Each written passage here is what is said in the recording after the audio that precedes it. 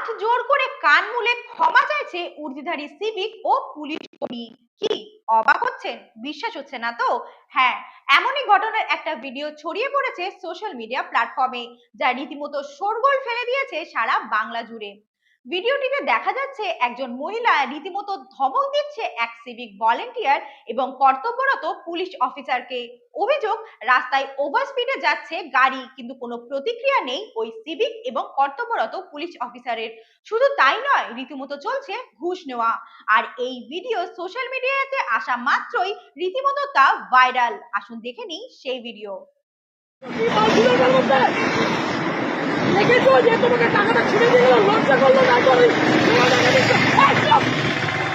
চুপ চুপ, একদম না। আমি ওই উর্দিটাকে সম্মান করি, আপনাদের মধ্যে একটু দুটো আগাছা কেন হয়? আপনারা পুলিশ হয়ে বলেন এদিকে কেন কিসের জন্য? আপনার তো গভর্নমেন্ট জব, এই ছেলেটা কি আছে? আপনি কেন নিজে তার এই টাকাগুলো তুলছিলেন?